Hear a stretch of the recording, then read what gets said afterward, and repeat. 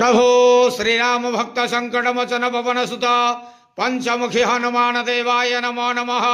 दीपं यदि परम ब्रह्म दीपं यदि जनार्दन दीपाहरत मे पाप पूजा दीप नमस्तुते। संसार सुखिल खंतु आज शुभ मंगलवार रे समस्त श्रद्धालु भक्त मानकर मंगल करंतु। समस्त श्रद्धालु भक्त मान को आश्रीपद करंतु। मनस्कामना पूर्ण करंतु। कर्म क्षेत्र उन्नति करंतु। ग्रहरिष्ट खंडन करंतु। जगतर मंगल करंतु। विश्वर कल्याण करंतु। आपणकर नाम प्रकाश करंतु। सेवकर डाक श्रवण करंतु। प्रभु संकटमोचन श्रीराम भक्त पंचमुखी हनुमान देवाय नमो नमः। मनोजवारुतुल्य वेगं जितेन्द्रियं बुद्धिमता वरिष्ठं वातात्मजं वानरतमक्षं श्रीरामदूतं शरणं प्रपद्ये। संसार सुखिरखंतानंद गवार हरि बोलो।